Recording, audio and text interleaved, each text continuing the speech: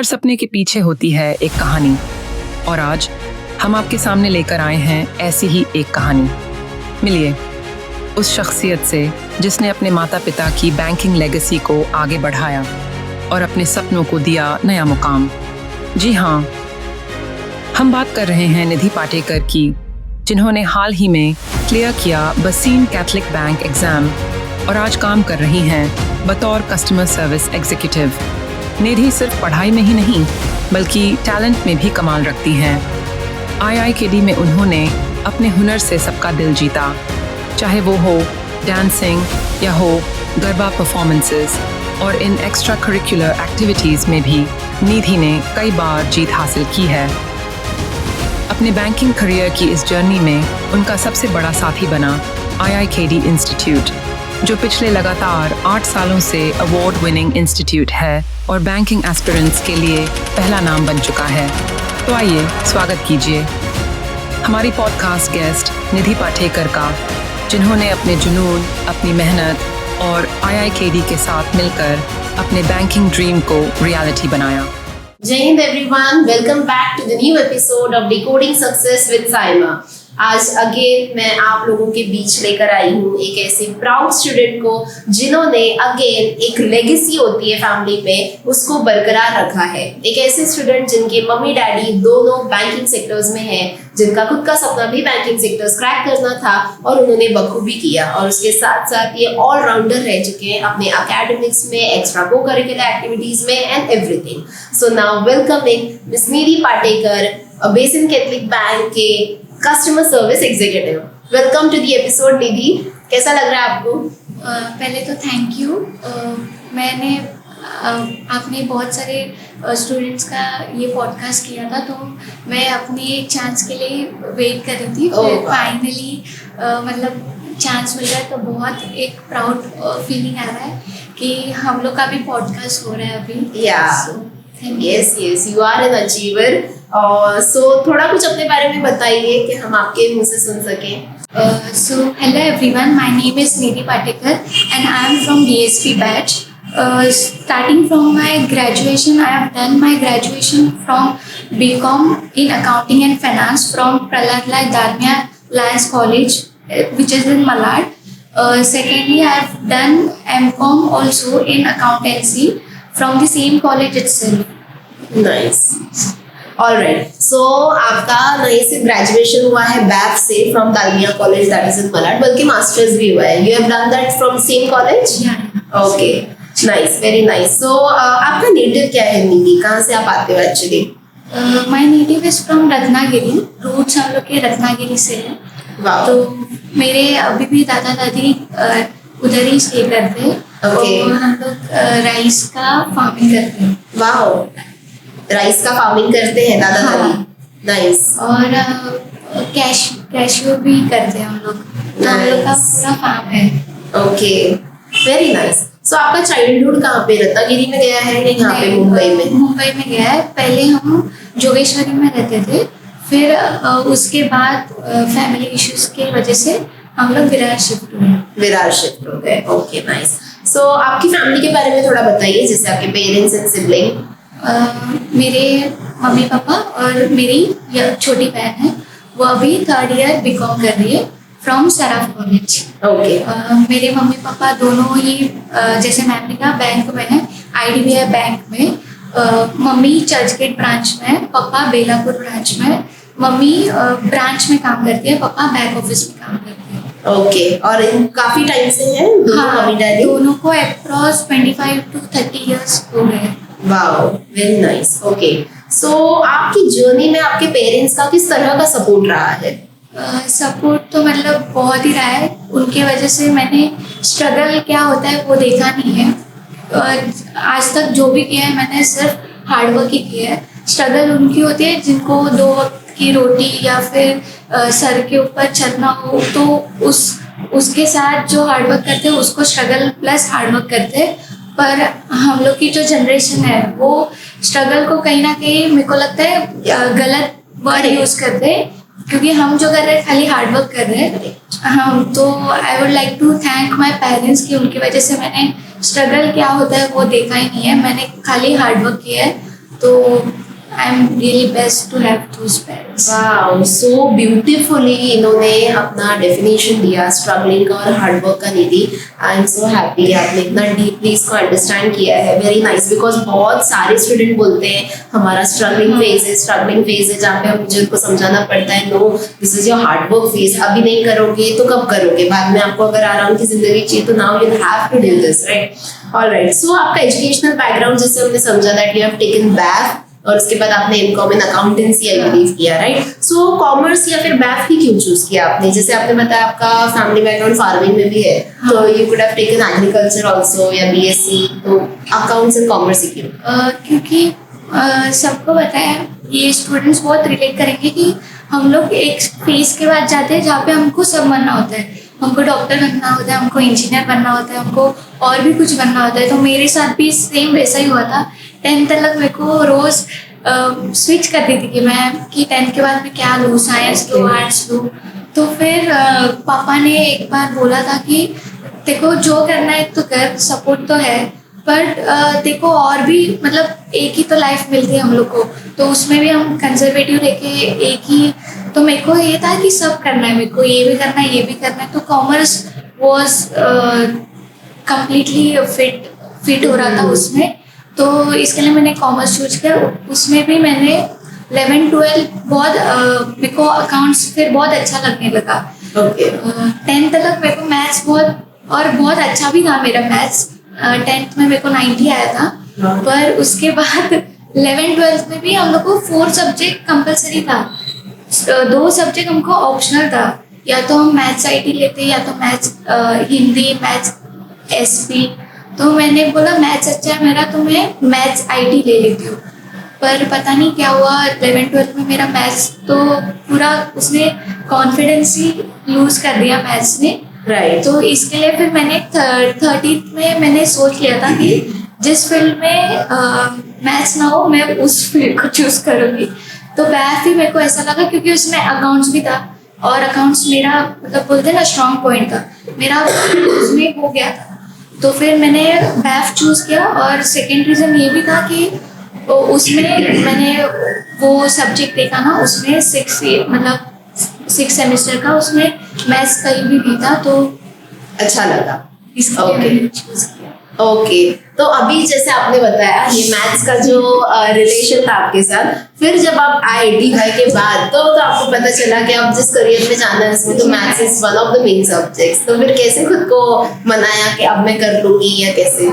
हाँ, initial stage में तो मतलब इतना मेरे को ये हो रहा था कि मैं रोते रोते मैथ्स करती थी। जो सिंप्लीफिकेशन था ये था, एक पॉइंट पे ऐसा लगता है ना कुछ भी नहीं हो रहा है, तो मेरे साथ भी वैसा ही हो रहा था। कुछ भी नहीं, मतलब मैथ्स, इंग्लिश, रीजनिंग, जीए ये सब तो हो रहा था, पर मैथ्स ही ऐसा था, मैं मैथ्स में बहुत अटकी पड़ी थी। मेरे को ऐसा था कि मैथ्स में देख लूँगी, ऐसा था मेरा एटीट्यूड मैथ्स के टुवर्ड, ऐसा था कि मैं देख लूँगी। फिर मेरा जब DSP में ट्रांसफ़र हुआ तब मैंने मैथ्स को बहुत सीरियसली लिया। लेक्चर्स के बाद मैं बैठ के सिर्फ मैथ्स ही करती थी और कुछ नहीं करती थी। मैं ड्यूरिंग लेक्चर में बाकी सब सब्जेक्ट करती थी, पर लेक्चर के बाद मैं मैथ्स करने लगी। फिर मैथ्स में मैंने देखा अरिथमेटिक का ऐसा है कि आपको कॉन्सेप्ट समझ में आया तो it will be easy for you for solving those questions. तो फिर मैं वीडियोस, फिर हमारे जो फैकल्टी है मैथ्स के, उनसे डाउट लेके जाती थी, फिर वो सॉल्व करती थी। फिर उसकी वजह से अभी धीरे धीरे मैथ्स कम होने लगी। नाइस, सो इस तरह से आपने मैथ्स के साथ डील किया, सो गुड। तो आपका जो वीकनेस था वो चारों सब्जेक्ट में सिर्फ मैथ्स ही था या उसके अलावा भी जीए या फिर इंग्लिश या आपके लिए थोड़े टफ थे? नहीं, इंग्लिश में तो नहीं था। इंग्लिश में मैंने पूरा उसका रूट्स जाना कि इसमें रूल्स जो होते हैं हर एक के, जैसे नाउन, प्रीपोजिशन, उसके अगर रूल समझ में आया ना तो क्वेश्चन हम लोग को अपने आप समझ में आता है। तो फिर उसके रीजनिंग तो स्ट्रॉन्ग पॉइंट था ही, मतलब IITD ज्वाइन करने से पहले मैं यूट्यूब से देखती थी। Okay. तो यूट्यूब से सिर्फ मेरे को रीजनिंग ही अच्छा लगता था, क्योंकि जो चीज़ आपको अच्छी लगती है वही आप करते हो ना। तो फिर सिर्फ मैं रीजनिंग ही करती थी, तो रीजनिंग तो इधर आके भी स्ट्रॉन्ग बन गया। इंग्लिश तो मैंने बोला रूल्स के ऊपर मैंने ध्यान दिया तो बन गया। जीए और मैथ्स था, क्योंकि जीए में भी हमको पता नहीं होता कि क्वेश्चन किस टाइप के आते हैं, क्योंकि जीए का हर एग्जाम में चेंज होता है। राइट। तो फिर जीए पे बहुत ही ज़्यादा फोकस किया था, और मैथ्स का तो इट्स ओनली ऑन प्रैक्टिस, और उसको कोई सब्स्टिट्यूट था ही नहीं। ओके, सो कितना घंटा आप करते थे मैथ्स को प्रैक्टिस? मैथ्स को मतलब अभी डीएसपी का मैं बोल रही हूँ, 11:30 to 5:30 हम लोग इधर ही थे, मतलब लेक्चर्स के बीच में। फिर उसके बाद 5:30 to 8:30 में इधर ही बैठती थी लाइब्रेरी में, और तभी भी मैथ्स ही करती थी, तो इतने स्लॉट में मैथ्स। Okay, nice. सो ऐसी कोई स्टोरी, ऐसा कुछ इंसिडेंट्स है जिसने आपको इंस्पायर किया कि हाँ मैं भी बैंकिंग सेक्टर्स में जाऊंगी? आई मीन एक्चुअली आपने बैंकिंग सेक्टर चूज ही क्यों किया? इसका तो मैं पूरा क्रेडिट मम्मी को देना चाहूँगी। मैंने ग्रेजुएशन के तुरंत बाद नहीं किया था।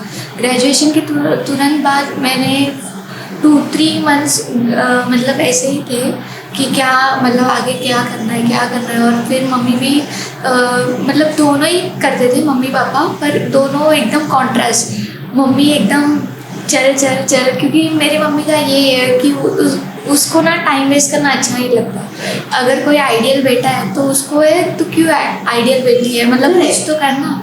क्योंकि मेरी मम्मी के पास भी बहुत टैलेंट था, पर उस वक्त इतना फाइनेंशियली उन लोग स्ट्रांग भी नहीं थे, तो उन लोग आगे नहीं बढ़ सके। तो इसके लिए फिर मेरी मम्मी बोलती है तुम लोग करो, तुम लोग के पास इतना सब फैसिलिटीज़ या टाइम है, तो तुम लोग वेस्ट मत करो। राइट। तो फिर मेरे तो तभी मैंने ग्रेजुएशन के बाद एमकॉम का एडमिशन लिया था। तो वो फ़ोन कॉल अभी भी मेरे को याद है। मैंने ऐसे यूजुअली जब मैं निकलती हूँ कॉलेज के लिए, कॉलेज रीच करती हूँ या फिर निकलती हूँ तो कॉल करती हूँ। तो उस वक्त भी मैंने मम्मी को कॉल किया था कि मैं निकल गई हूँ, कॉलेज से घर आ रही हूँ। तो फिर उस वक्त मेरे दोस्त लोग थे, तो उन लोग ने बोला था कि थोड़ा खा के जाते हैं इधर ही। तो मैंने मम्मी को बोला कि हम लोग दोस्त लोग हैं, छुट्टी हूँ मैं कॉलेज से, और थोड़ा मैं इधर खाना खाने के लिए रुकी हूँ, फिर मैं आऊँगी। तो फिर फ़ोन पे ही चालू हो गई कि क्या करना है तेरे को, ऐसे ही कॉलेज जाएगी, कॉलेज से वापस आएगी, बस यही करना है और कुछ करना नहीं है क्या? अच्छा। वो उधर से बोल जा रहे हैं, मेरे इधर आंसू मतलब चालू हो रहे, तो मैंने बोला हाँ ठीक है। फिर नेक्स्ट डे ही IIKD मतलब मैंने बोला ठीक है अभी करते अभी। तो फिर नेक्स्ट डे IIKD में हम लोग आए। आपसे या तो फिर सिमरन मैम से बात हुआ था कि कॉल पे, तो फिर तभी IDBI का वैकेंसी आया था। तो मम्मी बोल रही थी अभी IDBI का वैकेंसी आया, फॉर्म भर दे, कुछ हो जाएगा तेरा। मेरी मम्मी को है, उसको लगता है कि सब हो जाएगा, जैसे तुरंत हो जाएगा। फिर मैं मम्मी को बोलती थी नहीं मम्मी उसमें टाइम लगेगा, बहुत सब्जेक्ट होते हैं, बहुत मेहनत भी लगता है, ऐसे 1 वीक में तो कुछ भी नहीं होगा। तो फिर तभी भी नहीं तो होगा, तो चल हम लोग जाके देखते हैं। तो फिर तभी आए, तभी हम लोग का काउंसलिंग सिमरन मैम ने लिया, क्योंकि आप नहीं थे। राइट।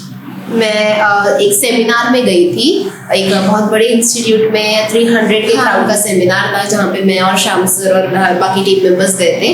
तो उस वक्त हमें रिक्वेस्ट करना पड़ा था हमारे वैसे के सेंटर हेड मैम को, सिमरन मैम को, कि वो विरार में आए सो दैट आपकी काउंसलिंग हो सके, क्योंकि आपसे ऑलरेडी फोन पे मेरी बात हुई थी, अपॉइंटमेंट रखा था मैंने। एंड आई थिंक आपकी काउंसलिंग जब शुरू होने वाली थी तब मैं निकल रही थी सेमिनार के लिए, आपको बाय करके निकली थी ना इंस्टीट्यूट से। राइट। सो मैं बता दूं सबको कि IDBI की वैकेंसी आई थी, डेट्स चल रहे थे, एंड कॉल आया था मुझे कि IDBI की वैकेंसी आई है और मुझे उसकी प्रिपरेशन करनी है। तो आई सेड कि यस ऑफ कोर्स आप आ जाओ इंस्टीट्यूट में, इंक्वायरी करते हैं। तो जब इंक्वायरी के लिए आने वाले थे तो मुझे एक क्वेश्चन आया कि ठीक है 1 वीक का ही टाइम है हमारे पास, उसके बाद एग्जाम्स आ जाएंगे या फॉर्म फिलअप हो जाए, तो हो जाएगा क्या 1 वीक में?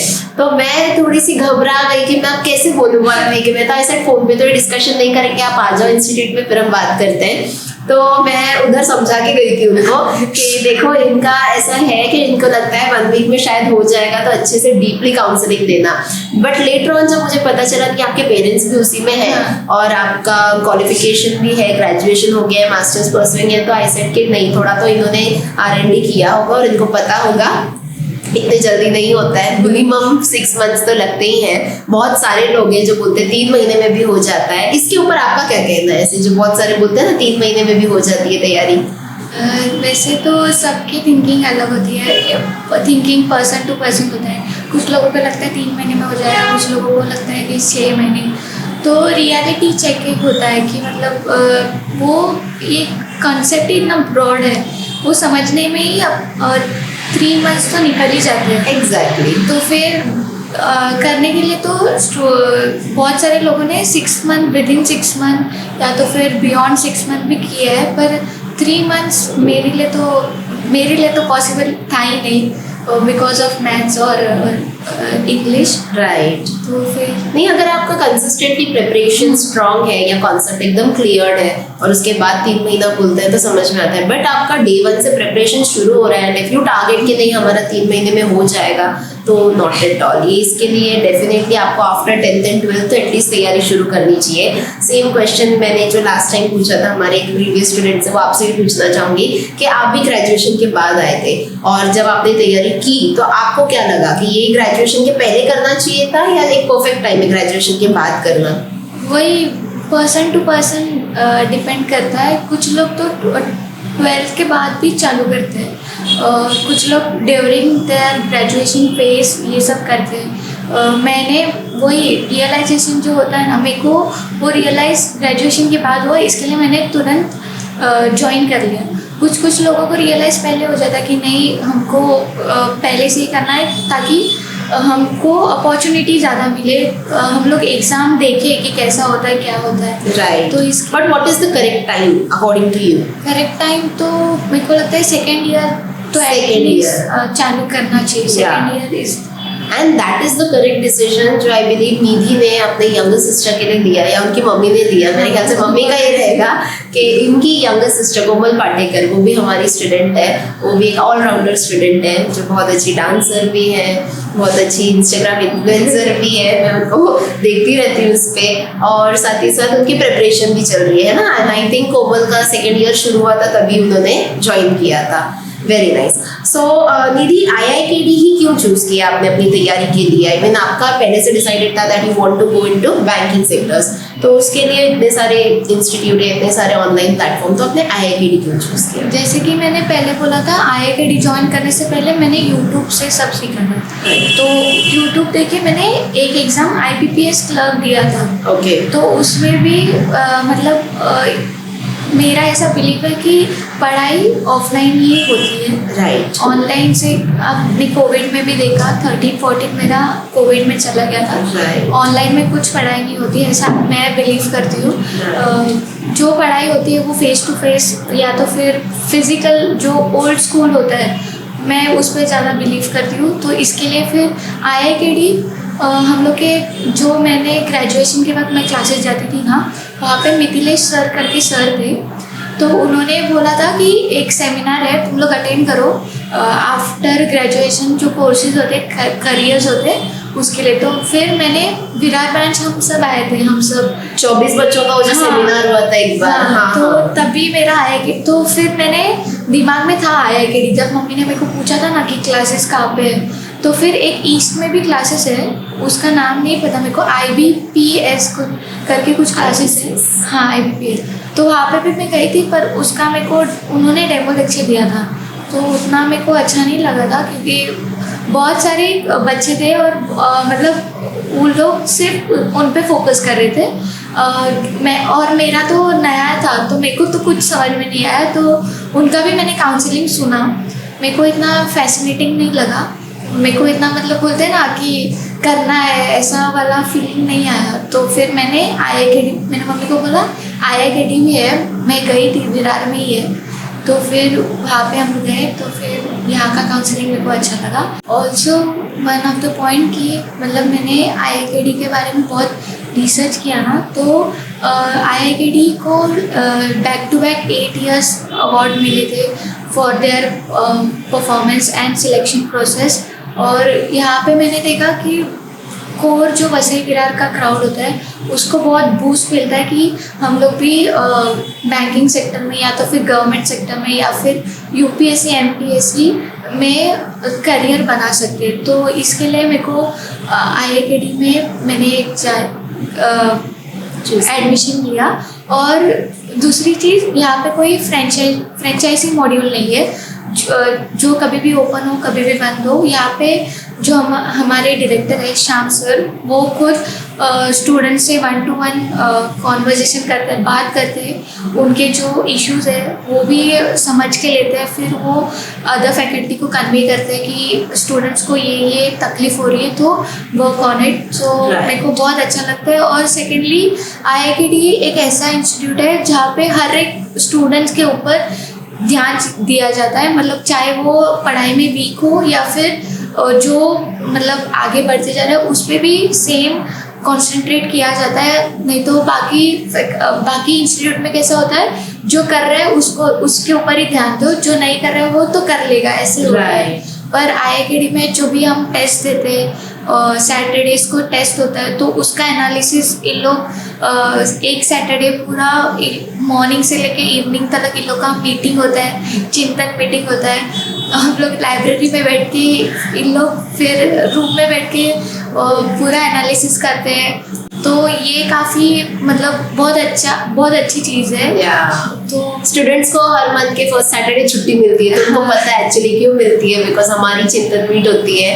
एंड ये आपने देखा क्या स्क्रीन पे से बना हुआ और स्क्रीन से दिखता है ना, तो हाँ राइट, एक स्टूडेंट का परफॉर्मेंस एनालिसिस होता है, सो दैट एक स्टूडेंट्स को कैसे बूस्ट किया जाए इसके ऊपर सर मीटिंग कंडक्ट करते हैं। ऑल राइट, सो ये जो आपका MCOM था, MCOM के साथ साथ आपने ये जो पढ़ाई की उसको कैसे आपने मैनेज किया, मतलब डिफिकल्ट था, इजी था, हो जाएगा ऐसा लगा था, कैसे?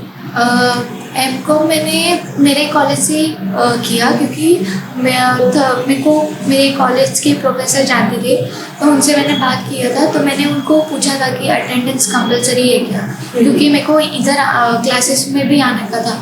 तो फिर उन्होंने बोला कि नहीं, अटेंडेंस कंपलसरी नहीं है, बस जिस दिन एग्ज़ाम वाइवास होते हैं उस दिन अटेंडेंस कंपलसरी होता है, बाकी यू कैन मतलब MCOM देखा जाए तो PAF का ही नेक्स्ट वर्जन था। तो फिर मेरे पास नोट्स भी थे 3rd ईयर के, तो मैं उससे जब ये एग्ज़ाम होता था उसके 2-3 दिन पहले करके एग्ज़ाम मैंने दे दिया। Okay nice. प्रोजेक्ट्स वगैरह होते थे, ब्लैक बुक? हाँ, अभी तो मतलब NEP की वजह से दोनों साल कंपलसरी किया ब्लैक बुक।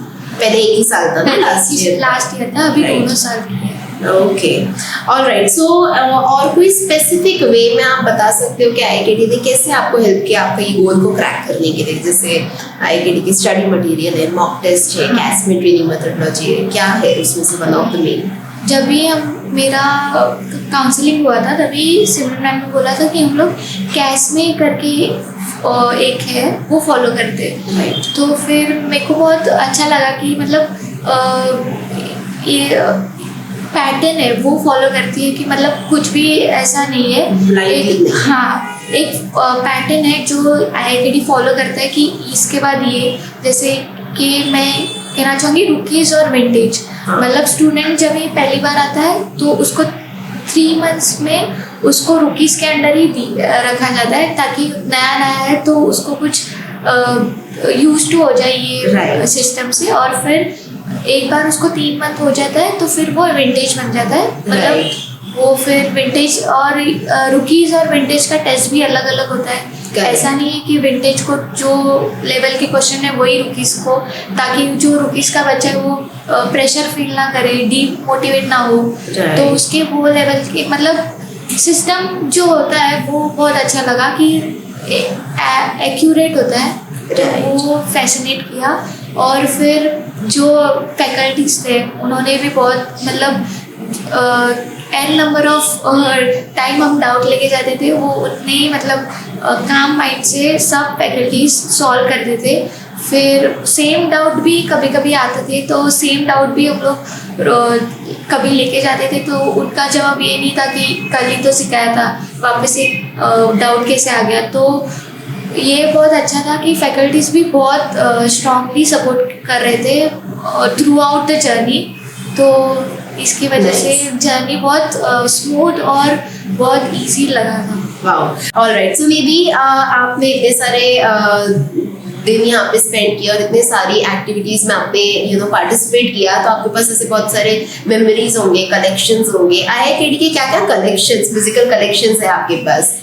सर, अवार्ड्स की बात की जाए तो मेरे पास एक स्टूडेंट ऑफ द मंथ है, मॉनिटर ऑफ द मंथ है, और फिर एक मतलब पढ़ाई के रिलेटेड और भी एक्टिविटीज़ होते हैं IIKD में, तो उसमें डांस में है, गरबा में है, तो सिर्फ कंसिस्टेंसी वाला रह गया। कंसिस्टेंसी वाला रह गया, क्योंकि निधि कंसिस्टेंट थी आई गेस, हाँ, लेकिन 2 months हाँ। थी, पर कॉलेज का एग्जाम आ गया तो उसमें एक छुट्टी हो गया, तो Right. फिर उसके बाद तो हुआ ही नहीं कभी। राइट। और मतलब हाँ, क्योंकि आप 1 month के पोस्टर पे थे, हाँ। 2 month के पोस्टर पे थे, लेकिन कंसिस्टेंटली 3 months में शायद नहीं हुए, 1-2 दिन की वजह से। लेकिन मैं सबको बता दूं कि निधि भी बहुत अच्छी डांसर है। हमारे बहुत सारे यूट्यूब वीडियोस में आपको दिवाली फंक्शन में या बाकी फंक्शंस में निधि के वीडियोस मिलेंगे, और वो उसमें जीते भी है, रैंक पे भी आए हैं। एंड जो गरबा हुआ था विरार में, उसमें भी बेस्ट गरबा कंपटीशन और बेस्ट अटायर का था, जिसमें निधि को प्राइज मिला था। सो बहुत सारे मेमोरीज आपने कलेक्ट किए निधि, इसको बरकरार रखना। आपके वर्किंग जर्नी में भी इस तरह के एक्टिविटीज होते रहेंगे, तो उसमें आप पार्टिसिपेट करते रहना, बिकॉज ये चीजें हैं जो आपको हैप्पीनेस भी देती है और आपके लिए एक मेमोरी हो जाती है, राइट? सो बहुत जरूरी भी है पढ़ाई के साथ साथ इसको कंडक्टेड रखना, करेक्ट? जैसे क्या लगता है, सिर्फ मैथ्स इंग्लिश रीजनिंग ही इनफ है? नहीं, मेरा ऐसा मानना है लाइफ को फुल एकदम एंजॉय करके जीना चाहिए। सिर्फ पढ़ाई तो देना ही है, एक आध तो उस पर रहना है, पर पढ़ाई के साथ साथ जो बाकी जो मोमेंट्स होते हैं लाइफ के, वो भी फुल डेडिकेशन के साथ एंजॉय करना चाहिए, मेरा ऐसा मानना है। और भी एक एडवाइस है, जहाँ पे अभी हम देख रहे हैं कि बहुत अनएम्प्लॉयमेंट एक टाइम पे आके हिट कर जाता है हम यंगस्टर को कि जॉब नहीं है, कैसे कर रहे हैं, और स्पेशली जो ओनली चाइल्ड होते हैं उनको तो करना ही पड़ता है ना। तो ऐसे बहुत सारे वैकेंसीज आते हैं पब्लिक सेक्टर के अलावा, नेशनलाइज बैंक के अलावा कोऑपरेटिव बैंक के भी वैकेंसीज अभी आने लग गए। तो मेरे हिसाब से उनको वो देना भी चाहिए। साथ ही साथ उनको कोऑपरेटिव का एक्सपीरियंस भी आ जाएगा, 15-20,000 हाथ में भी आ जाएंगे। और अदर देन दैट अभी SBI, बैंक ऑफ बड़ौदा, ये लोग सब एक्सपीरियंस के बेसिस पे भी एग्ज़ाम निकालते हैं। तो अभी मैं तो BCCB में लग गई हूँ, अभी मेरा भी एक्सपीरियंस अभी चल रहा है। तो अगर इन फ्यूचर अगर किसी बैंक ने ऐसा वैकेंसी निकाला जहाँ पे एक्सपीरियंस मस्ट है, तो मतलब मेरे लिए तो वो विन विन सिचुएशन हो जाएगा ना। तो मैं यही कहना चाहूँगी, जितने भी एग्ज़ाम कोऑपरेटिव हो या पब्लिक सेक्टर नेशनलाइज, वो हमको देते रहने चाहिए। एग्जैक्टली जैसे निधि ने पॉइंट बोला कि सबसे पहले तो आपके पास जो एम्प्लॉयमेंट का प्रेशर है वो कम हो जाता है, एक स्टेबल इनकम आनी शुरू हो जाती है। सेकेंड थिंग, बहुत सारी वैकेंसीज ऐसी अभी आ रही है नेशनलाइज बैंक में जहाँ पे एक्सपीरियंस मांगा जाता है। सो अगर आपका डायरेक्ट एम यही है कि हाँ आपको नेशनलाइज बैंक ज्वाइन करना है, so you have a second door open, जहाँ पे आप डायरेक्ट ऑफिसर पोजीशन पे नेशनलाइज बैंक में ज्वाइन कर सकते हो विद एक्सपीरियंस ऑफ 1 year या 2 year। एंड आपके पास ये एक मौका मिलता है आपको कि आपके पास जो 15-20,000 सैलरी है उससे डायरेक्टली एक अच्छा जंप लेने का, जहाँ पे आपकी सैलरी भी लाख रुपए तक जा सकती है। ऑल्सो वन इम्पॉर्टेंट पॉइंट है कि आपको ये भी देखना चाहिए कि कौन सी वैकेंसीज में मुझे किस तरह का कंपटीशन मिलता है। सो ये जो वैकेंसीज होती है जहाँ पे एक्सपीरियंस मांगा जाता है, जहाँ पे डायरेक्ट आपको ऑफिसर पोजीशन मिलती है, वहाँ पे आपको कंपटीशन भी कम मिलता है। सो ये तो एक बहुत बड़ा पॉइंट होता है हर एस्पिरेंट्स के लिए। तो इस तरह से स्ट्रैटेजिकली आपको सोचना चाहिए और आपको अपॉर्चुनिटीज ग्रैब करनी चाहिए। ऑलराइट निधि, सो आपने जब तैयारी शुरू की उसके बाद आपको ऐसा कभी आइडिया था कि मैं बेसिक कैथलिक का एग्जाम दूंगी या वो वहाँ जॉब करूंगी, ऐसा सोचा था कभी? नहीं, ऐसा तो नहीं सोचा था, क्योंकि बेसिक कैथलिक मेरे को बैंक एक्चुअली पता ही नहीं था। हाँ, तो क्योंकि बहुत लोकल बैंक है ना, तो सच्ची में मेरे को पता नहीं था। फिर IIKD के ग्रुप पे ऐसे तो जो भी वैकेंसी आते हैं वो ग्रुप पे आते जाते हैं मैसेज, तो फिर इसका भी बेसिक का भी वही आया था और हमको क्लास में सब कंपलसरी बोला था कि रजिस्ट्रेशन करना ही है। तो मैंने बोला ठीक है कर लेते हैं, देखा जाएगा। तो फिर ऐसे करके एग्ज़ाम दिया और फिर क्रैक हुआ, इंटरव्यू दिया, इंटरव्यू भी क्रैक हुआ, फिर उसके बाद मेडिकल वो सब स्मूथली गया। Very nice, very nice. So last time भी हमारे ऐसे 16 स्टूडेंट्स लगे हाँ। थे बेसिक कैथलिक बैंक में। इस बार भी 44 स्टूडेंट्स इंटरव्यू के लिए गए थे, जिसमें से 27 स्टूडेंट्स अभी सक्सेसफुली प्लेस्ड है, काम कर रहे हैं निधि की तरह। सो बेसिक कैथलिक का जो एग्जाम था वो कौन से लेवल का था? मतलब एक ही एग्ज़ाम था मेंस लेवल का, और उसमें नॉर्मल जो SBI क्लर्क, IBPS क्लर्क में जो लेवल के क्वेश्चन थे ना, उसी लेवल के क्वेश्चन थे। ऐसा नहीं था कि इजी था। Okay. तो और GA भी बहुत ये था, मतलब रिसेंट वाला था, तो लगा था कि मतलब हर एक एग्ज़ाम, अभी तो हम ऐसा एग्ज़ाम दे रहे हैं ना, तो हर एक एग्ज़ाम लग रहा है कि नहीं, सभी लेवल का एग्ज़ाम डिफ़िकल्टी लेवल तो उतना ही है। सिर्फ हम लोग का जो है वो माइंड है कि हम लोग ने ऐसा रखा है कि नहीं, इसका तो एग्ज़ाम इजी होगा, ये बैंक का, Exactly. ये बैंक का। पर अभी हम लोग जैसा एग्ज़ाम दे रहे हैं, मतलब गए साल से हम लोग ने बहुत ही एग्ज़ाम दिए, मतलब मैं और मेरे जो बैचमेट्स है, तो हमको ये बात तो श्योर हो गए हो कि सभी, मतलब जो भी एग्ज़ाम दो, टफनेस या तो फिर डिफ़िकल्टी लेवल तो उतना ही है, बस हम लोग का प्रिपरेशन, प्रैक्टिस, कंसिस्टेंसी, यही चीज़ मैटर करता है। एग्जैक्टली।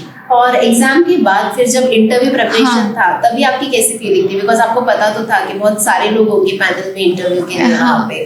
तो हम लोग के इंटरव्यू शेड्यूल 3 दिन किए थे उन लोग ने, तो मेरा सेकेंड डे था। तो मेरे को वहाँ पे जाके पता चला कि सेकेंड डे पे मेरा इंटरव्यू पहला ही है। Okay. क्योंकि फर्स्ट डे पे शायद उन लोग ने अल्फ़ाबेटिकल ऑर्डर में लिया था, तो फर्स्ट डे पे 8 से लेके M तक जितने भी थे उनका क्लियर था। सेकेंड डे पे मेरा नाम N से शुरू होता है, तो N अटेंडेंस शीट साइन करने आया ना, तो देखा तो मेरा नाम ही पहला था।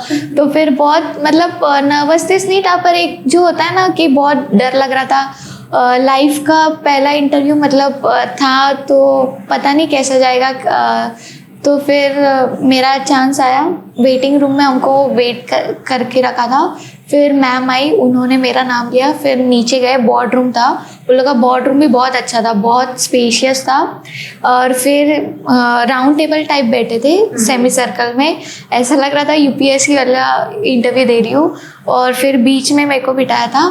फिर मैंने बहुत ही, मतलब मेरे को लगा था बहुत ही कंजर्वेटिव, मतलब स्ट्रिक्ट क्राउड होगा, पैनल होगा।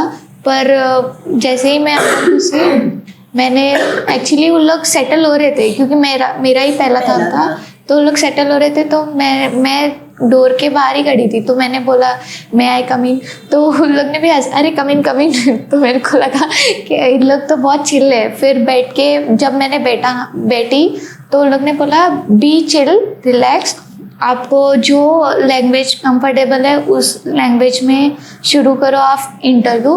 तो फिर मैंने इंग्लिश में शुरू किया, क्योंकि मेरे को ऐसा था कि एटलीस्ट जब भी हम इंटरव्यू देते हैं ना, तभी एटलीस्ट हमारा इंट्रो जो होता है ना, वो तो हमको इंग्लिश में ही देना चाहिए, ऐसा मेरे को लगता है। क्योंकि इंग्लिश बोलने से क्या होता है, एक इम्पैक्ट पड़ जाता है कि इसको इंग्लिश भी आती है और she can speak fluent English. और फिर एक बार हम लोग ने इंटरव्यू, मतलब इंट्रो दे दिया ना, फिर उन लोग भी रिलैक्स हो जाते, उन लोग भी मतलब नॉर्मल हो जाते। फिर उन लोग खुद ही बोलते कि इस सवाल का जवाब तुमने मराठी में भी दिया, हिंदी में भी दिया, चलेगा। तो मेरा ऐसा मानना है कि मैं एक एडवाइस देना चाहूँगी आगे जो भी स्टूडेंट है, अपना इंट्रो तो एटलीस्ट इंग्लिश में प्रिपेयर करके जाओ, उससे एक अलग इम्पैक्ट पड़ता है, मेरे को ऐसा लगता है। राइट, नहीं होना चाहिए, आई मीन लैंग्वेज फ्लुएंसी होनी चाहिए। और English is now come on a very official language है पूरे वर्ल्ड की, और इट्स वेरी बेसिक कि सबको इंग्लिश आनी ही चाहिए। अगर नहीं आती है, कॉन्फिडेंट नहीं हो बात करने पे, तो ज्वाइन आएगी, आपका कॉन्फिडेंस बूस्ट होगा। बिकॉज प्रॉब्लम लैंग्वेज की नहीं है स्टूडेंट्स की, लैंग्वेज सब आ जाएगी। जब आपको हिंदी आ रहा है, मराठी आ रहा है, तो इंग्लिश भी आ जाएगा। The problem is about confidence कि मैं कॉन्फिडेंटली कैसे बोलूँ। सो जो एक्टिविटीज हम करते हैं उसमें मैंने देखा है इतने सालों में कि किस तरह से स्टूडेंट का कॉन्फिडेंस बूस्ट हुआ है। सो वो एक बहुत बड़ा इम्पैक्ट आता है। सो इंटरव्यू वगैरह सब हो गया, देन जब फाइनली आपने देखा कि yes I have cleared now, ये इंटरव्यू भी क्लियर हो गया, एग्जाम भी क्लियर हो गया, तो फिर आपका कैसे एक्सप्रेशन था? सबसे पहले तो मैं एग्ज़ाम दे के ही आ रही थी, कॉलेज का एग्ज़ाम चल रहा था, M.Com का लास्ट सेम। तो तभी मैं पॉपअप हुआ ग्रुप पे ही कि रिज़ल्ट आया है। तो फिर मैंने अपना सीट नंबर डाला, तो फिर वो हाईलाइट हो गया है, तो बहुत खुश थी। फिर लकीली मम्मी पापा भी घर पे ही थे उस डे पे। तो फिर घर पे जाके मैंने सबसे पहले पापा को बताया, मम्मी किचन में काम कर रही थी, मैंने पापा को बताया पापा हो गया सिलेक्शन। तो पापा ने बोला, हैंड शेक किया, फिर उनका एक लाइन अभी भी याद है, वेल डन, अपने दम पे किया जो भी है। तो फिर क्योंकि अभी लोग बहुत शॉर्टकट चूज़ करते हैं लॉन्ग रूट की जगह, मतलब उनको ऐसा है कि फटाफट हम शॉर्टकट से मतलब किसी के पहचान के बेस पे लग जाए, 15-20,000 आ जाए बैंक अकाउंट में और फिर लाइफ सेटल हो जाएगा। पर अभी भी मैं अभी BCCB में काम कर रही हूँ।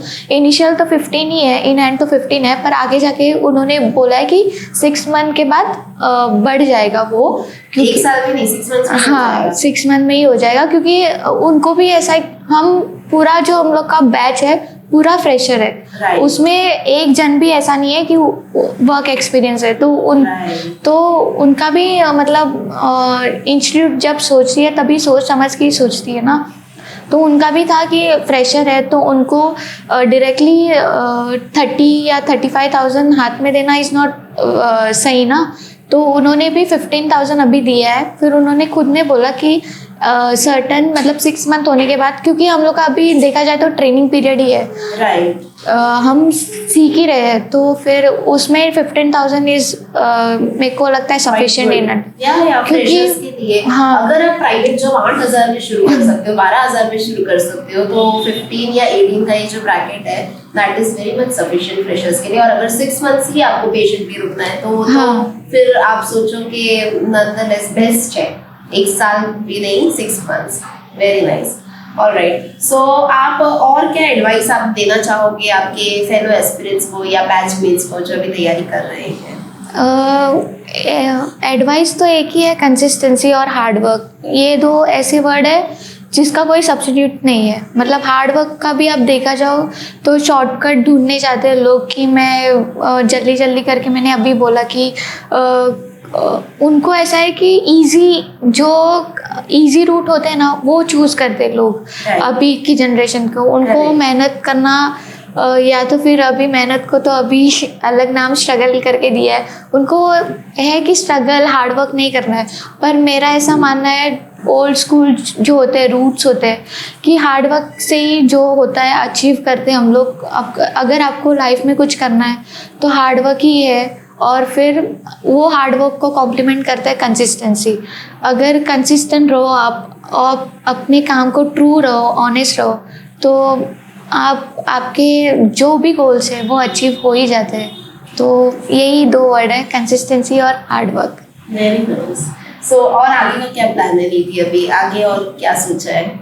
आगे अभी तो मैं BCCB में एज KYC डिपार्टमेंट में काम कर रही हूँ, हेड ऑफिस में।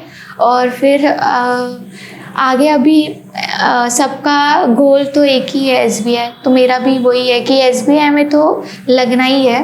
तो उसके लिए भी अभी मैं अभी थोड़ा सेटल हो रही हूँ, फिर अभी वैकेंसी आएगा तभी SBI तो, और मेरे को लगता है मैं क्रैक कर लूँगी। इतना मेरे को खुद के ऊपर बिलीफ भी है और उतना मेरे को कॉन्फिडेंस भी है, क्योंकि अभी भी मैं जब BCCB में लगी तभी भी एक एग्ज़ाम था, IDBI का ही था, तो वो दिया ना। कंपैरेटिवली जो पहले के जितने मैंने टेस्ट दिए, ये वाले जो अभी जो दिया वो बहुत इजी गया था, मेरे को बहुत कॉन्फिडेंट फील हो रहा था। तो यही है कि SBI तो करना ही है लाइफ में। Very good. सो आपका वर्किंग टाइम कैसा है? वर्किंग टाइम मेरा 9 to 5:30 शिफ्ट है। मेरा KYC डिपार्टमेंट में मेरे को अपॉइंटमेंट लेकर, हम सबको अपॉइंटमेंट लेटर आया था, तो उसमें मेरे को था कि KYC डिपार्टमेंट झेंडा बाज़ार। तो फिर मैं गई पहले दिन जाके ये पता चला कि बैक ऑफिस में मेरे को लग गया है। बाकी सबको ब्रांच एक्टिविटीज़ दिया था, मेरे को KYC डिपार्टमेंट दिया था। तो मेरे को पता चला कि KYC डिपार्टमेंट अभी एज़ पर RBI गाइडलाइंस हर एक बैंक का अपना KYC डिपार्टमेंट होना चाहिए सेपरेट। ओके तो सब बैंक को कंपलसरी है। तो मैं उस डिपार्टमेंट में मेरा हुआ था पोस्टिंग। तो फिर पहले दिन पे ही गई मैं, और फिर कुरियर्स आते हैं ना, मतलब हर एक ब्रांच के फॉर्म अकाउंट ओपनिंग। तो फिर पहले दिन ही गई, तो फिर इतना डर था फॉर्म्स का। तो मैंने सोचा झेंडा बाज़ार पर्टिकुलर ब्रांच का KYC डिपार्टमेंट में गई होंगी मैं। तो मेरे को लगा सब ब्रांच का फॉर्म क्यों आ रहा है। एट दी एंड मैं झेंडा बाज़ार के डिपार्टमेंट में गई ना, तो मेरे को लगा सिर्फ वही ब्रांच। हाँ, तो फिर मैंने पूछा भी नहीं, क्योंकि मैं तो इंट्रोवर्ट हूँ। तो फिर मेरे को लगा पहले दिन ही आके ये क्वेश्चन पूछ रही है, मतलब मैनेजर पूछेगा। तो फिर मैंने पूछा नहीं। 2 हफ्ता तो मैं वही चुपचाप जो दे रहे थे सीनियर्स लोग वही कर रही थी। फिर 2 हफ्ते बाद मैम सामने से ही बोल रही कि कब हेड ऑफिस का काम हो रहा है, कब हम शिफ्ट हो जाएंगे। तो अब मेरे को पता चला कि KYC डिपार्टमेंट में मैं हेड ऑफिस में काम कर रही हूँ। इसके लिए सब ब्रांच का आ रहा है फॉर्म। हाँ, हेड ऑफिस है ना, इसीलिए। ओके, सो ये है अभी आपका वर्किंग एक्सपीरियंस, और आगे आप SBI क्लर्क क्लियर करोगे। तो आप घर पे कितने बजे तक पहुंच जाते हो? आई मीन आपकी वर्क लोकेशन और आपका रेजिडेंस कितना दूर पे है? दूर पे मैं विरार में रहती हूँ, और मेरा पोस्टिंग वसई झेंडा बाज़ार में है। तो फिर जाते वक्त मैं मम्मी पापा के साथ ही जाती हूँ, उनके ट्रेन में ही। तो फिर मैं वसई उतरती हूँ, फिर वहाँ से बस लेती हूँ। तो बस से उतर के 8, वैसे तो 9 का है, पर मैं 8:30 में पहुँच जाती हूँ। ओके, क्योंकि उसके बाद कोई बस भी टाइमिंग के हिसाब से है ना, और वो स्टेशन से बहुत दूर है। हाँ। एकदम लोकल एरिया में है, बहुत ही गांव में है राइट। वो। तो फिर आप शाम को कितने बजे निकलते हो? शाम को 5:30 45 तक निकलती हूँ। फिर वहाँ से घर कितने बजे पहुंचते हो? 7:30। 7:30। तो उसके बाद यू हैव टाइम ना। हाँ। 8 o'clock to 10 o'clock भी अगर देखा जाए तो you have 2 hours SBI club के लिए, राइट। सो ये फायदा होता है जब आपको नियर बाय ब्रांच मिलता है। तो and Vasai to Virar branch आपको मिला है, इट्स वेरी गुड। सो इस तरह के जो भी अपॉर्चुनिटीज होते हैं एस्पिरेंट्स को छोड़ने नहीं चाहिए। बैंकिंग सेक्टर्स में अप्रेंटिसशिप होता है या कॉपरेटिव बैंक की वैकेंसीज होते हैं, वो स्टूडेंट्स को ग्रैब करनी चाहिए, बिकॉज वो आपको एक इनकम देता है, और एक चालू सोर्स ऑफ इनकम के साथ साथ आपको मोटिवेशन मिलता है कि मुझे अगला एग्जाम क्रैक करना ही है, वरना मैं यहीं पे हूँ। तो ये आपका मोटिवेशन है। And it's always we say ना कि something is better than nothing, so you should have something in your hand. आपका एक मेजर गैप भी नहीं दिखना चाहिए from your graduation to your job. So that's it for today. I believe मैंने आपके सारे questions और सारे doubts को clarify किए हैं, and if something is there तो आप definitely उसको comment section में mention कीजिए। हम आगे आने वाले episodes में उसको भी decode करेंगे। I would like to thank निधि कि आप अपने working time से time निकाल के यहाँ पे आए और बहुत सारे valuable insights आपने दिए। Thank you Nidhi, and I wish you all the best. Definitely आज से कुछ ही महीनों बाद हम एक SBI क्लर्क का जूनियर एसोसिएट का इंटरव्यू इस तरह से लेंगे from Nidhi Patekar. Thank you guys, do subscribe the channel, press the bell icon, video को लाइक कीजिए और अपने सारे aspirants, friends, family, relative, cousins के साथ शेयर कीजिए। Thank you.